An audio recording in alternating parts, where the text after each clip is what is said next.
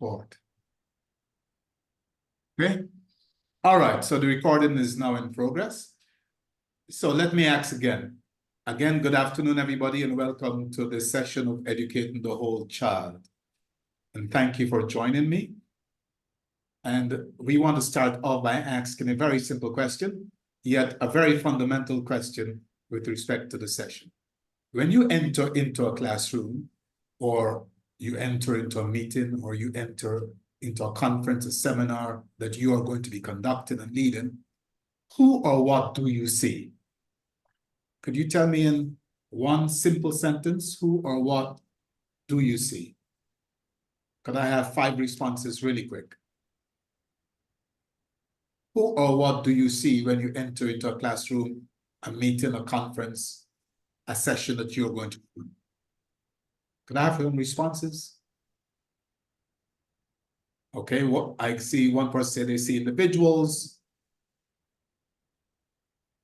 They see the audience. Some people see the arrangement. Okay. All right. So you see arrangement. Some people see connections. I've got 2 arrangement. I've got connections. I've got audience. Some people see children. Fair enough. Now, suppose I were to tell you that you are not actually seeing the right thing. When you go into a classroom, or like I said, any other forum that you're going to be leading and or conducting, if you see the audience, or if you see the classroom, or if you see the children, or if you see the arrangements, etc., then you actually are not seeing what you're supposed to actually see. What you are supposed to see, you are supposed to actually see the end result of your entry into that room. Example, when you enter into a classroom, you're supposed to see, let's say this is a grade 7 classroom, for example. They're in grade 7, they're now starting off, they have, so they'll complete grade 7, 8, 9, 10, 11, 12, 6 years. You're actually supposed to see 6 years from the time you arrive in that classroom. You need to see the end product. The point is, if you do not or cannot see the end product, how would you know what to teach? What will you teach?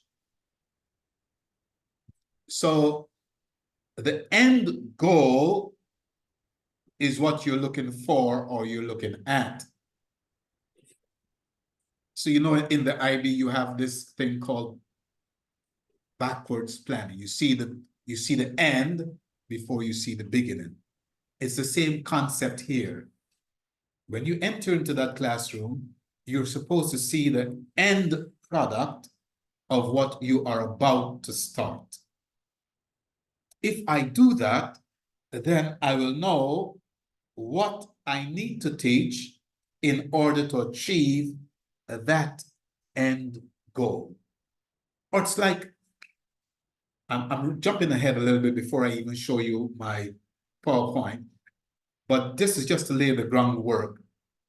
It's like the IB learner profile. You've got these different things that, so supposed to be knowledgeable, caring, etc. Those are end products, right? The child might not be caring when you enter into that classroom, but when you're done with them, in how many ever years it takes, they must be caring. So you're looking at an end product.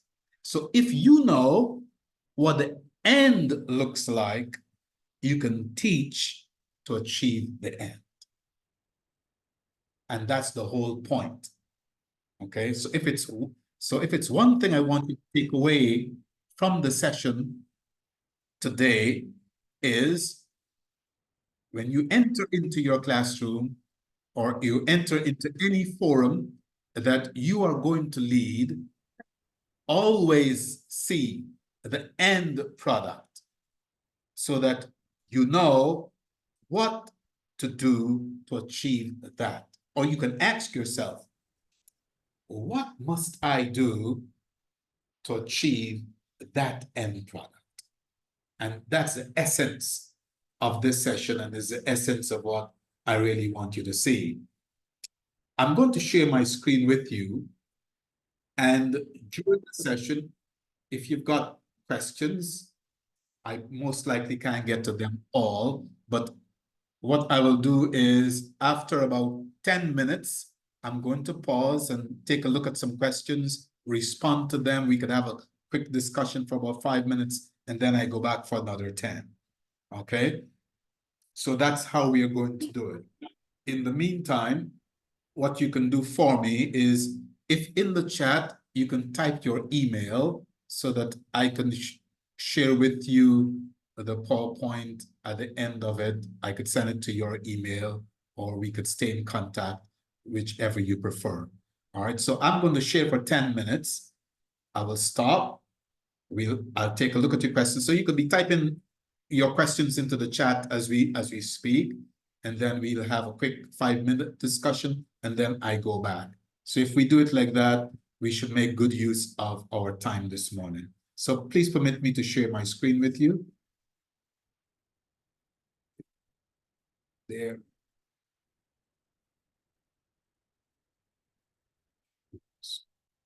Okay, can everybody see the screen? Yes, yes. Fantastic. Okay, so we are talking about teaching the whole child, or educating the whole person. And let's work. Whoa. My slide has stuck for some very strange reason.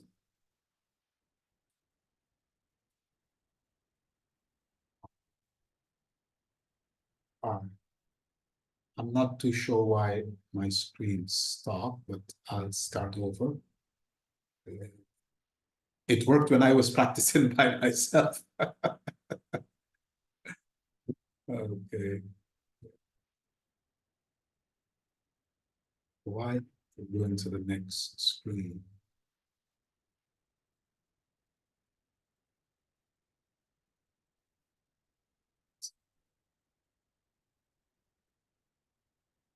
Okay, there you go. Okay.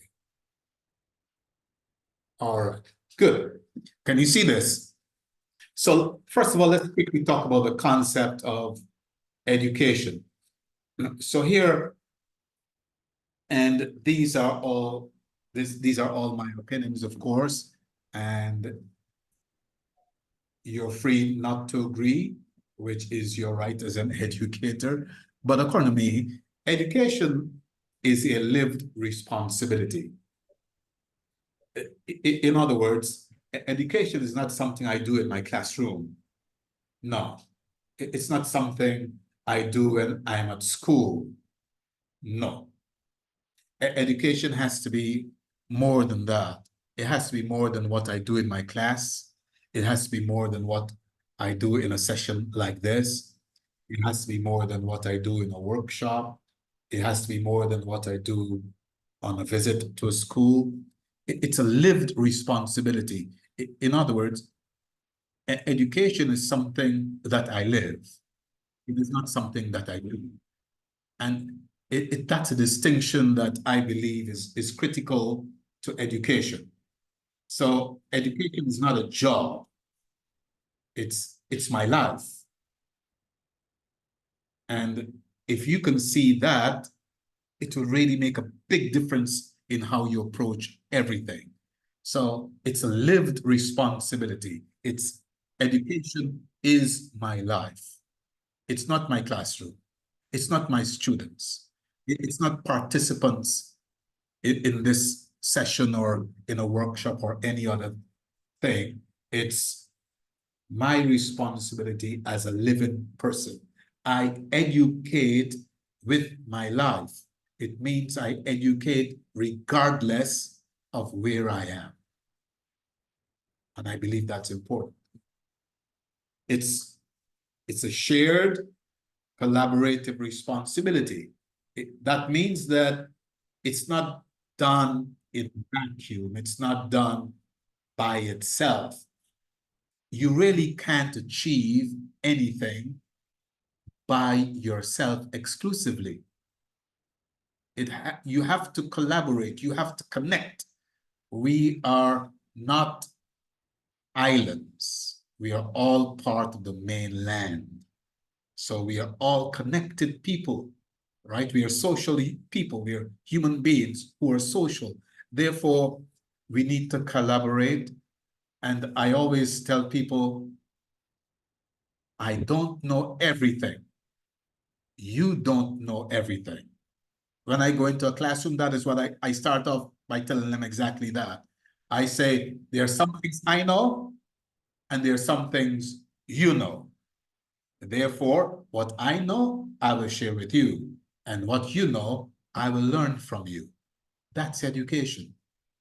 All right. In addition, it must result in changed mindset or outlook or perspective. So the whole point of it is to bring about change in the mind, right? We want to change how people think. We want to change how they see things, how they approach things. That's the whole bottom line of what education is, or education is supposed to be. It is not confined to space. It is not confined to location, though geographically and culturally, it's very specific. So I am in Indonesia, and there are certain things that are very specific about that. You are in India or Singapore or the United States, and things are very specific with respect to that. So where you are, you've got to respect where you are. You've got to respect the geography, because you might be in one part of the country and things are done in a certain way there. But if you go to another part of the same country, things are done a little differently. So you've got to respect that as well. So this, to me, encapsulates what education is all about. Let's talk about the concept of a person, or the concept of a student and needs.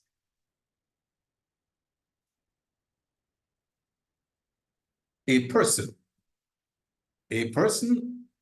is a life filled with potential and dreams. This is a person according to me. This is a student according to me. It's a life filled with potential and dreams. Or puts it in another way, it's like a seed.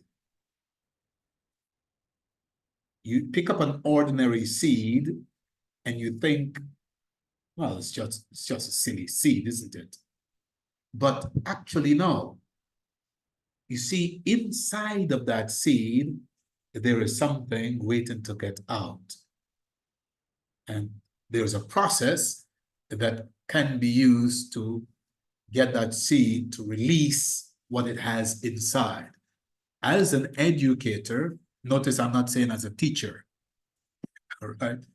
As an educator, it is our responsibility, yours and mine, to unlock, or to help to unlock, to help to fashion, to shape, to encourage the blooming of what is in that child, what is in that student, of what is in that person. Notice I said we will help to do that. It's not our sole responsibility, because students have parents, and parents have a role to play in the lives of their children. All right? So that child is not my child, right? They have a mother, they have a dad. So we work in collaboration with those people. We work in collaboration with everybody else in their communities. So we help to unlock and fashion and shape and encourage those dreams and those potential. We help a person to be and to become. Some students in our classes, they have no idea what they want to be. We can help them with that. We can help them to gain perspective. A person is more than the composition of color and ethnicity and gender and religion and stuff like that. Even though these things have a part to play, it's not all a person is. A person is a lot more than that. Their life is a lot more than that. The idea what I'm trying to get to you is, I want you to see your student as a live, living person beyond how they actually look. A person is not defined by whatever criteria anyone may have. A person is not defined by that. They're not defined by you. They're not defined by me. They're not defined by any other thing. A person is not defined by, rather, a person defines. I'm not defined by my culture. I define my culture. I'm not defined by my skin. I define my skin. I define everything. And that is who a person is. So I want you to see. Orin, Yes. Orin, sorry, I'm interrupting you. I think there are a few people in your waiting room. Yes, I am going to let them in. Okay, Yeah, let sorry me to let interrupt. No, that's quite okay. Where are they? Oh, I'm going to find them in a minute. Okay, but and this would be a good point to pause and take a look at some of your questions as well. So let me stop sharing for a moment.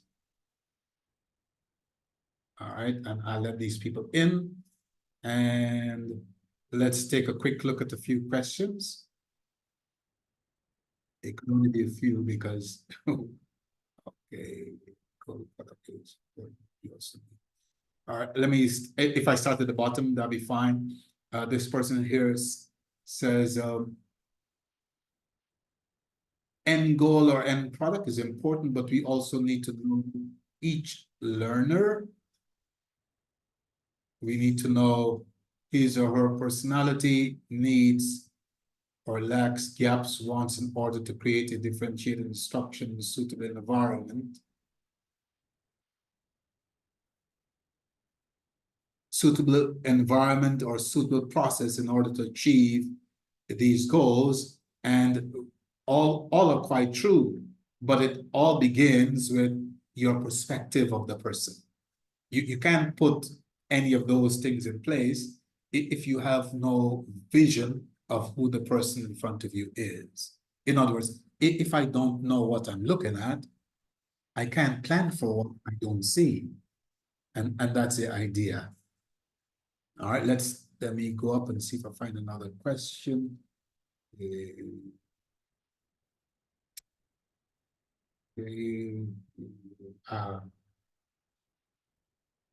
Okay, so all right, I see some comments, but I'm looking for questions. Okay. No, there aren't any questions. I checked. Please, huh?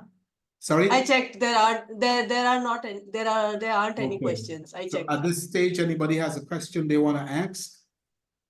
Because I just don't want to be talking all the time. We are supposed to be talking to each other, right? You learn from me, but I need to learn from you as well. All right, I'll admit a few other people here. Anyone with a question? Quick question before we continue? Oh, okay. All right, so I will continue then. Okay. All right.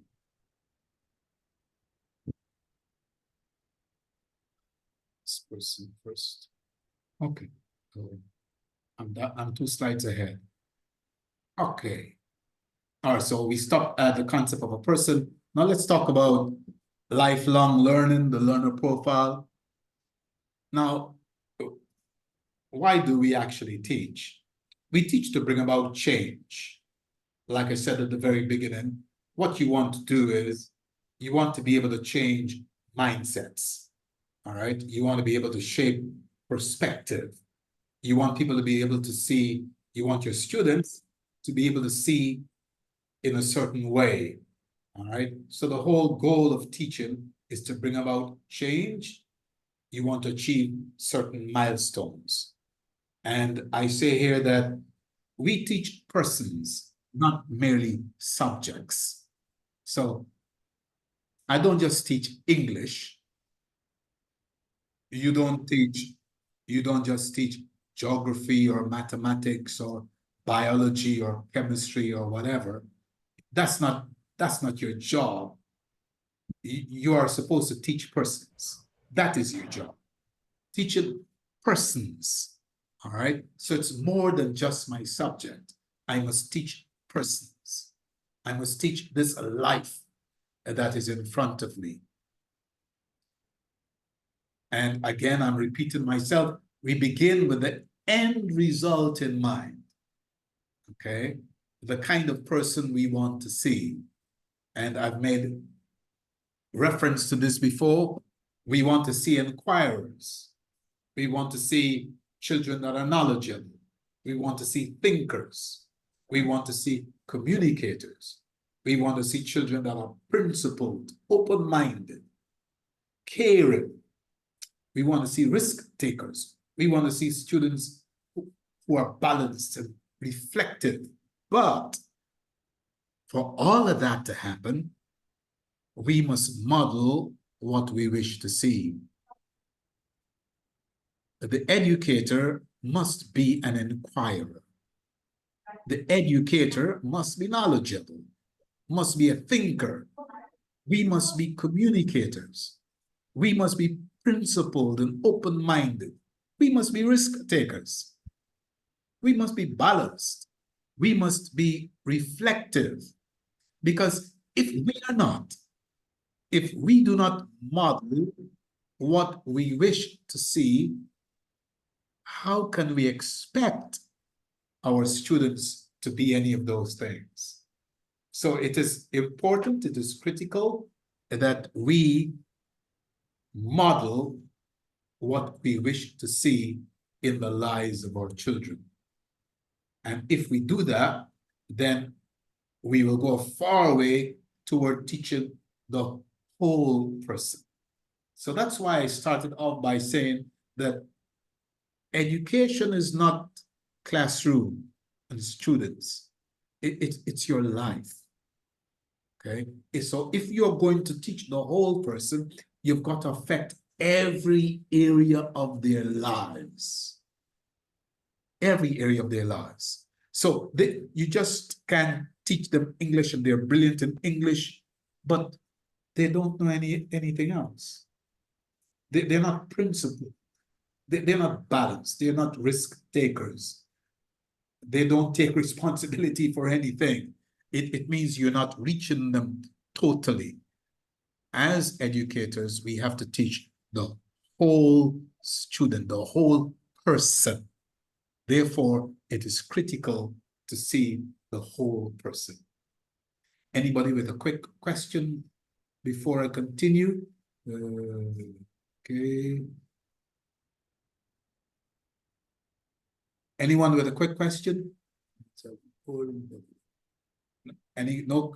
Whoa, you guys don't have any questions. You guys are very smart people. Right? You don't want to know anything. All right. Excuse me. Yes, go ahead, please. Mr. Ganda here. So as you rightly mentioned that education is not only teaching, but we also need to completely develop a person, a personality. Sometimes it's difficult with the mischievous students in the class who are a little not so attentive. So I would like to know what are the strategies that we can use to make them a little bit more connected to us, because as they are not so much attentive, they also it is also a difficult task to make them connected completely and take responsibility of their complete development. So I would like to know about that. Thank you, sir. Okay. So immediately off the top of my head, because I've got some students like that as well. So find out, if you can, what are the interests of those students? What is their interest? What is the one thing that they love, that they enjoy? Okay, so let's say, because I've got lots of disruptive students as well, but what I try to do is I try to find out what is the interest of that child? What is that child really interested in? So if that child might be interested in, let's say, cricket, for example, just as an example. If I know that that child is interested in cricket, then what I'm going to do, I'm going to begin, whatever I'm teaching, I'm going to make sure that I'm able to weave cricket into that conversation. Because what I'm doing is I'm addressing that which he is interested in, and then I'm going to shape that around my subject. And that will cause the child to become connected and interested in what I'm doing or what I'm saying. Lots of times, these children that are seemingly disruptive, what they are looking for attention. Basically, they're looking for attention. Okay. And so one key thing that what I would advise, one strategy that I would use, find out what is the interest of that child, and then weave their interest into what you're doing or what you're teaching. Does that make sense to you? Yes, sure. Thank you. No problem at all. Any other question? How well do we? Okay. One person asked you how well. Go ahead. So Orin, I just to add to what you have said, it is a part of differentiated instruction. Uh, Students, when they are engaged, then they are not destructive. So how are you planning your lessons, and how much do you know your students' readiness towards what they are learning? Okay, maybe you are teaching them what they already know. Okay. Second, their interest, like you said, if they're interested in cricket, or animals or plants, so maybe tying it up to their interests and also their learning preference. How would they love to learn?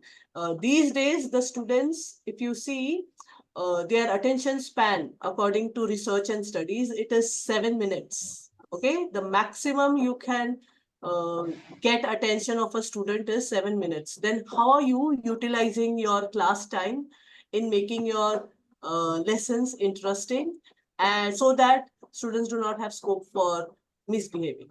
Okay, I would just like to add this. Okay, thanks, Ishika. Thank you, ma'am. Any other questions from anybody else? Before I move on to the next slide.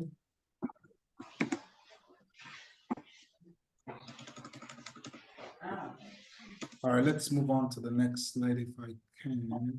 Okay, wait a minute. All right, I think I'm here.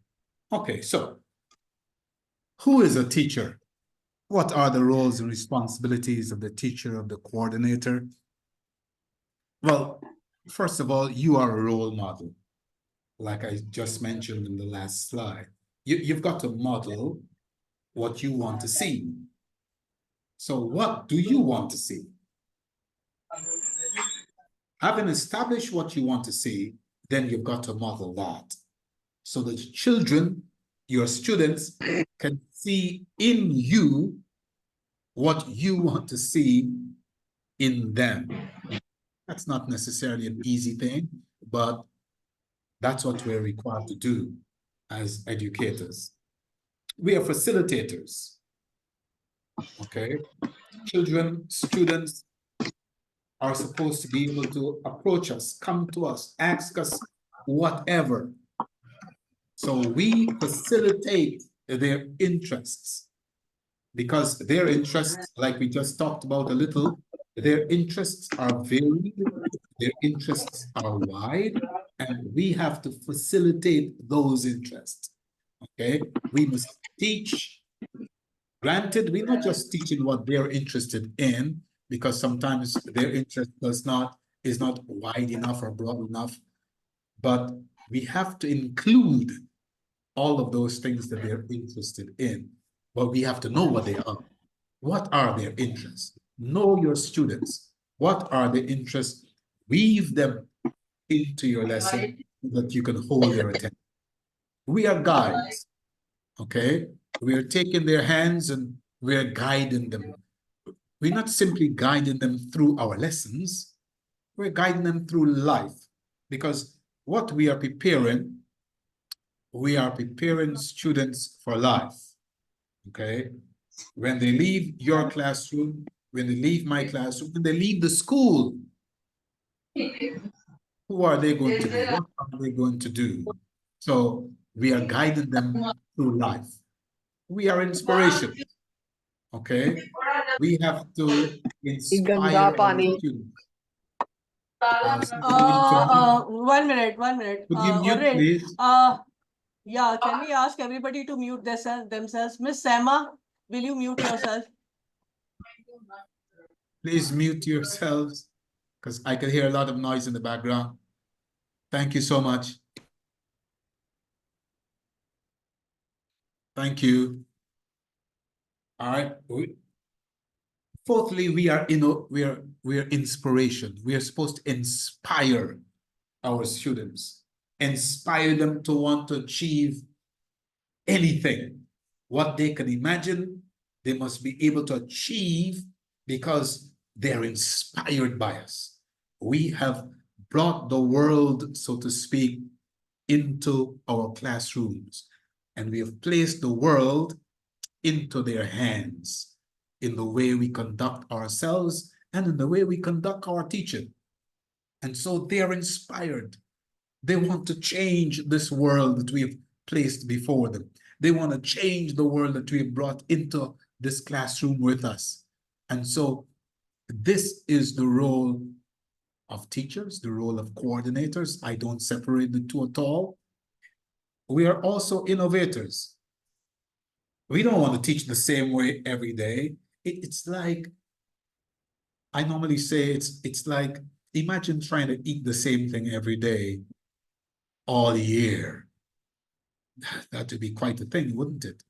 So we need different approaches, all right? And there are new things every day. We learn every day, okay?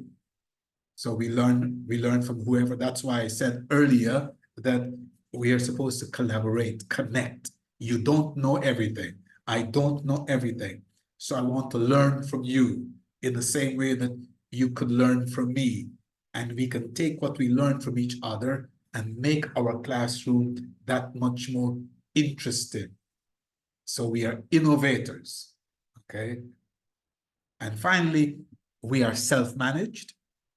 We are disciplined, we are honest, we are approachable, we are trustworthy, because these are the things, or these are the characteristics we want our students to have. So if we want them to have it, they must find it in us first and foremost. So are you self-managed? Are you disciplined? Are you honest? Are you approachable? Are you trustworthy? Because that's what we want from our students. So to teach the whole person or to educate the whole child, you must, first of all, see the child as a life. When you go into your classroom, don't see students. See lives. Don't see what is simply in front of you. See what they will become or what they can become 6 years down the road, 5 years down the road. if you are able to do that, and again, like I said at the beginning, if there is anything I want you to really take out of the session is see in front of you a life, the end product, so that you can then plan and model and strategize and all the things that you can do in order to achieve that end goal, which is educating the whole person or educating the whole child. Okay? All right. Anybody has a comment or a quick question before our time goes out? I have, hi, good morning, everyone. Hello. I have one question. Hi, can Please. you hear me? Yes. Okay, so the question is like, how do you, like, students, I get it, like, in terms of connecting, but how do you motivate your teachers, like, who are actually going to be the role model? Because that's a problem we face, that, teachers saying that, okay, we are, like, we are burnt out, or it requires too much of work, or, every class differentiation is difficult to plan for. So how do you keep your teachers motivated? Okay. How do you keep teachers motivated? You have to take the same approach that you will take to students. Okay? Your teachers are people. All right? Your teachers are people.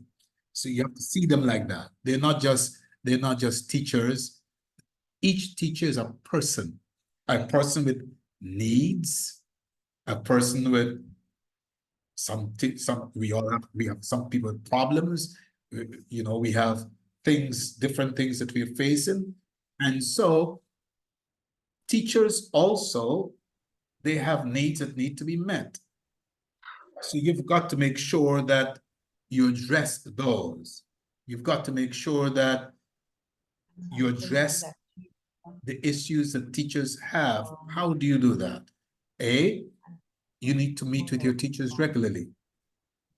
Not just in school. You need to arrange sessions outside of school for teachers. All right. They need to be refreshed, so to speak. Some people need to be retrained. All right. So sometimes teachers face burnout and stuff like that because all they do is teach, and nobody's addressing any needs that they have. So why don't you pause a little bit, assess your teachers, what are their needs, find out ways that you can address those needs, arrange sessions for teachers outside of school, outside of teaching, have retreats for your teachers. When last you had a retreat just for teachers? Or when last you had a day of fun for teachers? Just for teachers, not students. A day of fun, a day of relaxation, a day when you just talk, not about school or anything. You just talk about any old thing. So some schools, for example, have a night for parents, when parents will come in and they will engage with the school. Have you ever thought of, how about if you have a night for teachers? When teachers come in and you just engage in chit chat. So what I'm trying to say is, these are ways and means that you can use to ensure that your teachers, they feel connected, they feel cared for. Everybody wants to feel cared for, including teachers. They need to feel cared for. They need to feel that the school is taking care of them. They need to be made aware that the school is a comfortable place. All right. So if you do that, and you see teachers as a life with needs and responsibilities, etc., I think that will go a far way toward helping teachers to be motivated and energized. That's a long answer for a simple question. I'm sorry. Did I help you? I Question? want to add something. Orin. Please. So as a school, our school specifically D.Y. Patil International School, Burgi. In fact, from the last year, we've been giving key contributor award to two of our teachers, one from the primary section and one from the secondary section, for, commending them and honoring them and saying that, okay, these are the things that you are doing, and because of this, we would like you to give the key contributor award. And there is some sum involved also. I don't want to mention how much amount, but there is an extra amount that will be added to their salary from next academic year. That is when the new session starts, along with whatever increment they get based on their appraisal. So that is one. Another thing that we do is that every year we have a leadership retreat. And I know that the Worli school takes the leadership team for the retreat outside of school campus for 1.5 days.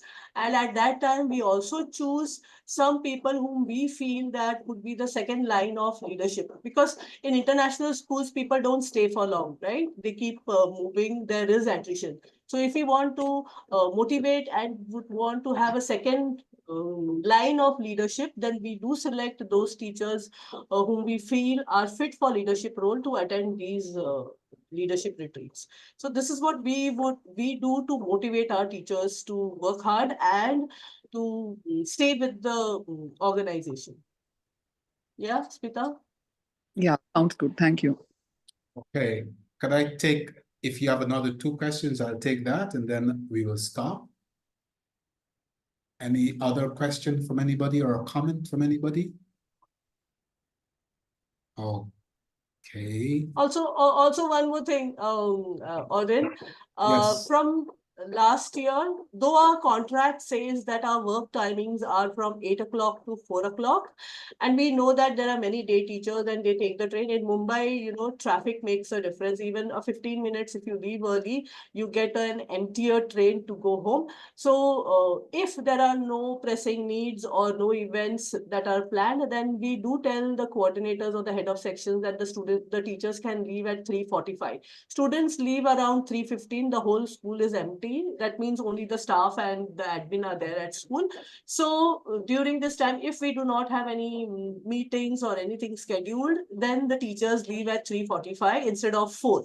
But then if we know that there are events and you have reports to do and there is a lot of work, then we tell them that, okay, this week everybody will leave at 4. So this 15 minutes leeway also does make a difference in the teachers' lives. Yeah. I'm sure it does. Okay, so thank you very much. I think we've come to the end of our session. I really want to thank you so much for participating, and I hope that you're leaving with something that you can take back to your school or whatever sphere you're working in and put it into practice, and that I've helped you in some little way. So thank you very much. If everybody can put their cameras on, Ashika, could you take a screen grab of everybody? So could you just quickly put your cameras on, everybody? And I'll ask Ashika to quickly take a screen grab of everybody, if you don't mind. Thank you so much. Excellent. All right. Hi, Imtaz. I'm calling you out because Imtaz was the very first guy that hooked into this session about 20 minutes before the time he was here. All right. Okay, so should I take the picture? Yeah, go ahead. Okay, smile please, everyone.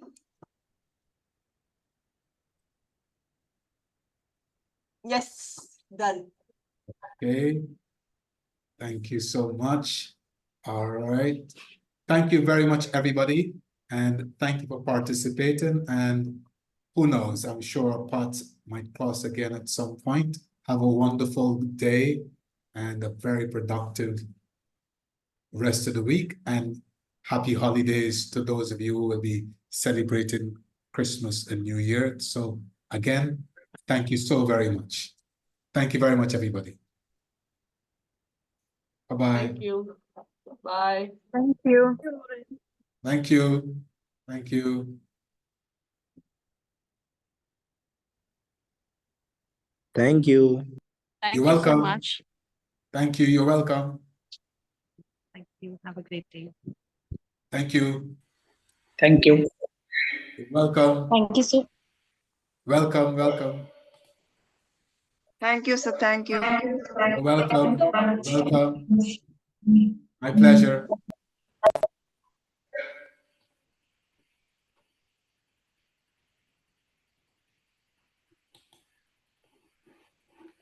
Please go ahead. I'll be the last person to leave. So thank you so much.